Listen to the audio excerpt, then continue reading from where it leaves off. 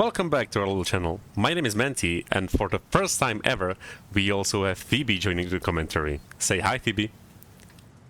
Hi there, and today we will be showcasing one of my favorite tanks, the IS-7.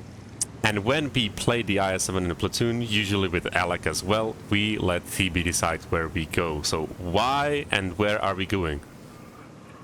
So we will be going to the dip because we have a hold down location there and we can react to whatever is happening on the left or on the right. Yeah, I usually don't play the dip, so I try to take a safe route hidden behind this rock, but it also ends up being the slower route. I should be there first because I'm playing my meme speed ramming build with just a heavy spottliner, grousers and a turbo. Meanwhile, Thibi is playing something a bit more conventional. Well, I like to go for hardening and turbo, but I like to drop the rammer for fence because of to boost the overall stats of the tank. And as we can see, you like your IS-7 very much with full bond equipment. Okay, the first tank we are going to spot is actually going to surprise us because we both completely forgot that there's a new place on this map now and a new position. Anyway, this FV gets spotted and I want to shoot it. And surprise, surprise, there's a second one. Luckily, its HE shots only gets me through the tracks, and so I get to leave with most of my hit points intact. And now I want to return the favor, and even though the FV gets unspotted, I will finish him off. Meanwhile, you have to turn around because you got a friendly tap from the enemy IS-7 in the back there. And I will loiter around for a bit, waiting for any other enemy tanks to get spotted. So let's see if anything else comes up at all. I'm still checking behind me to see if you need any help, but you seem all right now. But with Manticore there, that would spot, that would proxy spots my advances here, I decide to join you instead. Now, there's going to be a bit of a slow moment here because we are waiting for something to happen, Thibi. What are we waiting for? Well, we are waiting for our lovely tank destroyers in the back on the island for some reason to kind of help us with the more conventional position in the middle of the map. Yeah, so we are waiting more specifically for the DBV to maybe try to find some shots into these IS-7s. We cannot really go up because we would just expose our lower plates and they would have enough time to reverse into cover.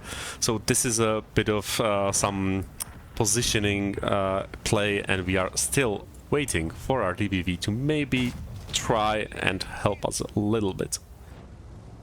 Sadly, it doesn't seem like he finds the shot, or maybe he's doing something else. Who knows? Well, let's have a look. Yeah, Thibi actually gets a shot in the lower plate as well, so he will, in one shot, show us that DBV can't really help us with the cliff in the way, and he will also show us exactly where he gets penetrated in the lower plate. So first, Thibi spots the enemy heavy tanks way before I do, and this is just in the nick of time. And actually, it's actually quite a bit late, because if this BZ right behind me would be facing this way, he would have a clean shot at my engine. Instead, I put one into him, and now the enemy IS-7 pushes around the corner. I want to get into cover, and sadly I just give you the tiniest little nudge and you miss your shot, and I'm so terribly sorry, my friend. Thank you. Yeah, that was horrible to watch again on the recording. I get to live through the moment once more. I just missed the reload on the IS-7 up there, but now I do have a shot on the BZ-75. Meanwhile, you do a very nice play here. You go around this rock into the back when you are absolutely safe. You put one into the Foch. I put a second one into the Foch, and that will absolutely make him retreat. And this is a lovely moment in this game where you find a shot at the IS-7 engine deck, and now the IS-7 is tracked on one side, he gets tracked from the other side, and you have the opportunity to hit him once more. Meanwhile, I'm playing with this other IS-7, and every time he goes up and takes a shot, I will follow him back into the dip and nail his lower plate. Now I realize that we are slightly behind on attacks in this game, so I need to be a bit more aggressive, and I decide to go in and trade 1-for-1. Luckily, he doesn't penetrate me through my tracks, and now that this IS-7 is a one-shot for me, I'm pretty sure he will be more cautious. So instead I will switch my focus to the KPZ there, and I will try to find a shot, maybe through his tracks, maybe through his lower plate. The lower plate it is, but the IS-7 gun trolls me, and I hate it so much for these kind of shots. We still have the enemy E-100 here. You put a good shot into him. I don't quite find it, but instead I find a shot into the side of the KPZ turning around. My IS-7 buddy here sees me firing, he will put one shot into me, and I have to return the favor, and I will absolutely make sure to connect his shots and take him out of this game. Meanwhile, you have correctly realized that we are getting surrounded. Brain fart. Yes, I just noticed earlier our FE405 died, and I wanted to support our Foch 155 and our Manticore to keep our back safe. Yeah, and that guerrilla shot was very unfortunate, but he just got into cover. Oh well, happens. Now you get spotted here, so you know the enemy Manticore is on your right, but there's just no reason to aim for that, because you will never ever spot him unless your Manticore comes in and finds him in those bushes. So instead you will try to find this Foch who seems to have disappeared. Houdini Foch.